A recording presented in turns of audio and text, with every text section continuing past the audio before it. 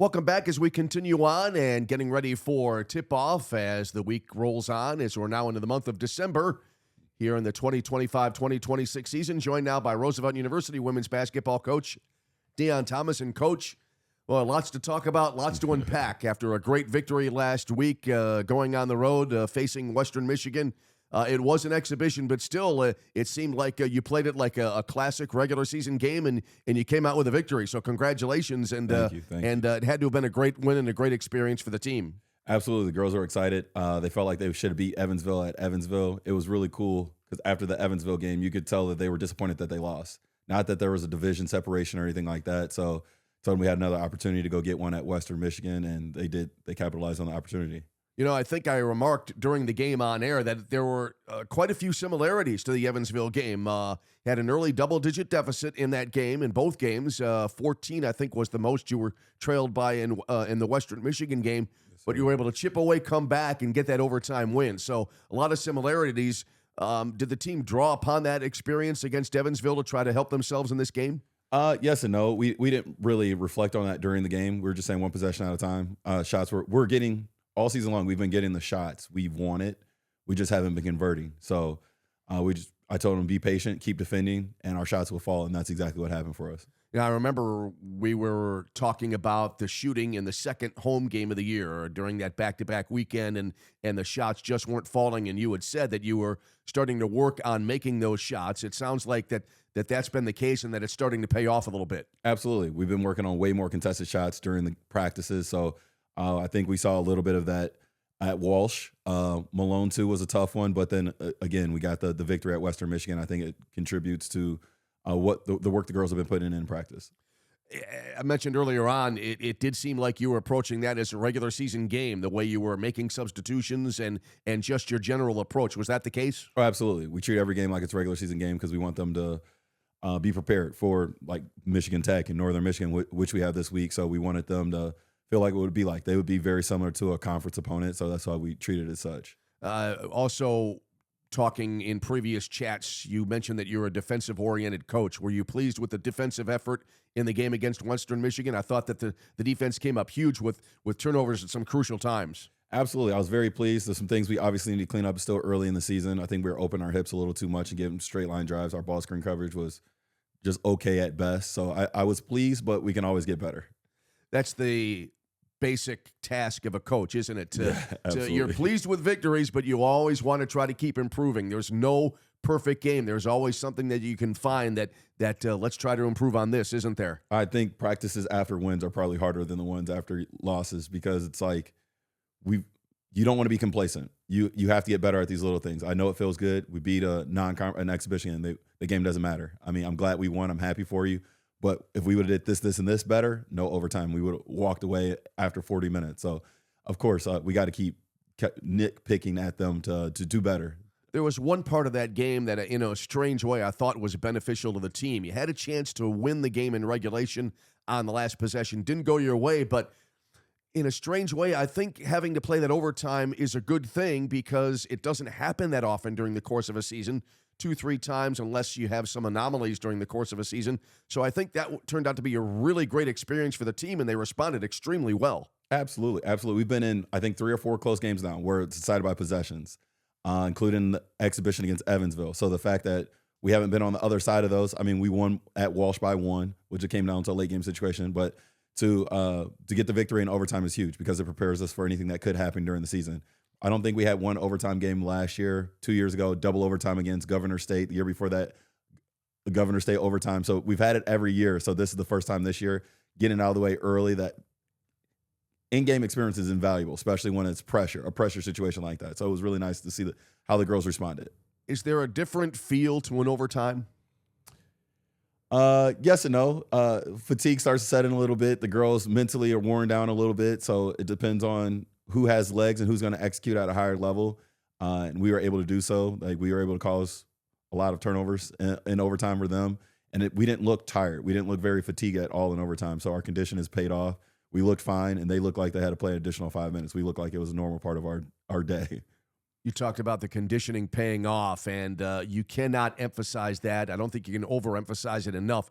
conditioning because it's away from the court. It's something that the fans don't see, but it can play such a huge role in the success of a team, can it? Absolutely, absolutely. So I've stole a lot of conditioning drills from our men's team, Coach D Brown. So the girls love it and hate it. They hate it during it, but they can see how it pays off right away in the games. Like we weren't tired at all. Like we didn't need that media timeout. They wanted to keep going. So sometimes they're in great shape where they want to play through their mistakes, and we don't need a dead ball for them to self-correct. So it's been really nice. The level of conditioning and commitment they put off the court, even when I'm not around doing the extra cardio, running the extra miles along the lake when it's nice outside or getting on the treadmill. So it's been really paying off for them. Interesting. You mentioned that they hate it, but they love it. And I'm kind of reminded of back in my youth with my parents. It didn't always like what they told me, but in the end, I go back now and I tell them, I'm glad you taught me those lessons. And it's kind of a similar situation with the conditioning during practices where, listen, you've got to put in the work and you'll be happy you did in the end. Oh, absolutely. I tell the girls, I'm going to hate me now, love me later. You're going to hate it in real time, but you'll love it later. So that's literally the grind in the moment. You don't like it, but you know why you're doing it. You understand the why and how important it will be. Then they love the end result, right? So it's all about, we're process driven. That's what we keep talking about. It's process, process, process. Even when the shots aren't falling, we're doing the right things. The shots will fall. Just keep doing the same thing. So you'll enjoy the end result when we get there, whatever that looks like for us. Recalling a chat that we had right after the game as I was heading out at Western Michigan, and you were talking about how it was the first time you were able to try multiple defensive sets, and it sounds like you were really pleased with the way it worked out. Yes. So before Western Michigan, we played some zone, maybe like 1 or 2 possessions each game, but we've been working on it since the preseason. So we were able to play a full quarter of our blue defense, our 2-3 zone. So it looked nice. I was very pleased with it. It disrupted them. They didn't know if we were in man or zone or what we were doing. So it was really nice just to have that the wrinkle to throw at opponents. One thing that I also noticed is that the players respond at the times they needed to in that Western Michigan game. There were 2 plays that stands out. The first I'll talk about defensively. There was a cross-court. It looked to be a cross-court pass from my angle of courtside, and I think it was Izab Elapida reached up and said, this ball is not going where you want it to. Reached up, got a great steal, and then you were able to get a transition possession. Those are the kind of moments that really you can't teach in a way, can you? No, it's a lot of feel, a lot of reps, and them just putting them in live situations in practice where there's an advantage or disadvantage. We do a lot of transition breakdown, whether it's 5 versus 4 or 3 versus whatever, where there's a disadvantage, and getting them to make plays out of that. So a lot of the drills is, especially when we're in our zone, kind of helping them pass the ball where we want them. Like that pass looks open, but can we get it? So can we teach it? No, because if you can get there, you can get it. But if you can't, you can't. Don't go for it. So she was able to, in that moment, go for that steal just based off of the drill work we've done in the past. Second play that comes to mind was on the other end of the spectrum, on the offensive end of the court. I believe it was Bryn Ketcher, had the ball, looked like she was trying to deal it elsewhere on the edge of the lane, spun, saw the lane was wide open, took the drive down the lane, made an easy layup. Those are situations where, Bryn not able to score a lot of points early on in the season, but still that's a case where you have a player who still can make a huge offensive impact on the spot with a quick decision. Absolutely. So it was, that game was huge for Bryn, offensively and defensively. Like you said, she hasn't been scoring the ball extremely well or a lot, but what she's putting the work in, and she's seen it paying off. So I think the speed of the game, her transferring in, was a lot for her to adjust to, and she's finally settling in. So I'm excited for her for the rest of the year to see what she can do. She's gonna have good days, she's gonna have bad days, but if she remains level-headed, she'll be fine. I remember having to adjust to speed of the games at a different level as a broadcaster.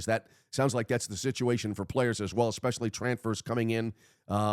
Might have to get used to the up tempo, the higher speed of Division II basketball. Oh, absolutely. So you transfer up from JUCO or D3 or high school, there's an adjustment. You transfer down D1, depending on where you play, they don't press as much as Division I level. So it's faster that way too. So there's an adjustment. Then I demand them to play really, really hard. Like, you know what I mean? So that's also an adjustment, being held accountable for 40 minutes to how we play.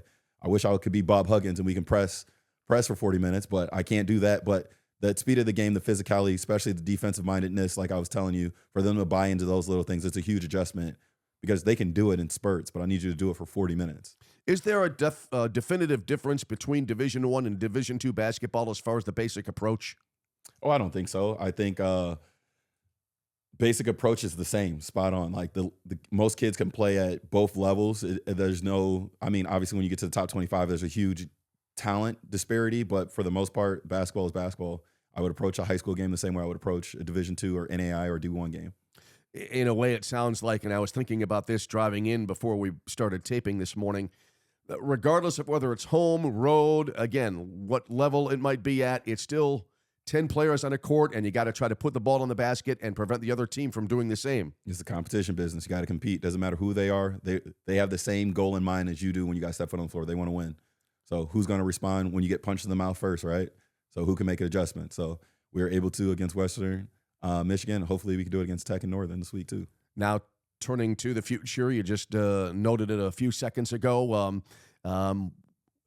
Originally had a game scheduled for this past Monday night. That got canceled, so a little bit of downtime before the next game, the GLIAC Conference opener. Is that something of a challenge for you as you try to prepare? Oh, blessing in disguise. Now we get to clean up some timing things, work on some housekeeping things, right? Things I wasn't pleased with in Ohio and at Western Michigan. We had to cover, get girls more reps, some girls that were sick. We traveled to Malone with 9, so we had all 12 at Western Michigan, but they weren't 100%.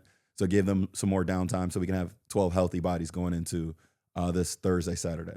I know with the preseason non-conference games, you like to get the reps, but it sounds like as well, very oftentimes the teams could use a long rest, can't they? Yeah, and it's rare. It's rare that happens. Normally it's go, go, go. You get like a two or 3 days before the holidays where you can get time to just work on you, but it's normally preparing for your next opponent. So when you get time to rest, shoot, work on some things you need to, clean up some things, it's always nice, especially for the girls. Couple of games this weekend as you now enter the GLIAC portion of the schedule. It comes up quick, as we've talked about in the past weeks. The conference schedule now upon us as we move into the first week of December. How do you approach this week as the conference season now is here? We're excited. So we started sprinkling in some of their actions already in practice. So just going through random drill work, but trying to simulate what Tech or Northern will run against us. So that's kind of how we've been preparing. We'll do full scout tomorrow for Tech.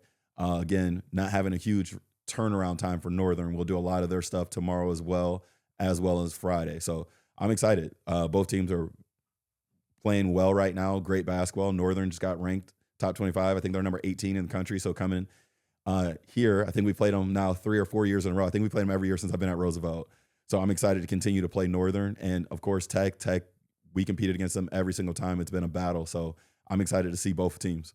Going through now into your second year in the GLIAC, are you able to draw upon competing against those teams first season last year? Are you able to draw upon that to get some knowledge and to be prepared on how the other teams are able to play? Absolutely. So I can look at old scouts, look at old film, see how we guarded different actions last year, some of the game plans or schemes that we tried that didn't work or things that we tried that did work. So just having film on similar opponents or the same opponents, similar meaning, yes, it's Tech, but they have different personnel. Like their leading scorer last year graduated, and she was a freshman last year, now a sophomore. She's their leading scorer, and she's a hell of a player. I loved her last year. So being able to see how we guarded her last year, but watch her grow as an individual, just as a basketball fan, like her confidence has been awesome. But same thing with Northern. Like I said, I think we played them last 3 or 4 years, every year since I've been here. So just pulling from that first game to this game to see our growth and how we were guarding things and the size differential between my players and stuff like that, how we can take away things that we just physically couldn't in previous years. So I'm excited for the matchups. Looking ahead to the two opponents this weekend, do they play dramatically different styles, or are they similar in many ways? Defensively the same, offensively night and day. So, both of them shoot a lot of threes, but their actions to get to their threes are completely different. So it's kind of flipping the script, sticking to our non-negotiables defensively, and trying to give the girls huge actions, not necessarily all their plays of what we're trying to take away this game. All right, Coach, we'll wrap it up on that note. Thanks for joining us again this week. Congratulations again on the huge win last weekend, and best of luck now as we head into the GLIAC campaign. Thank you.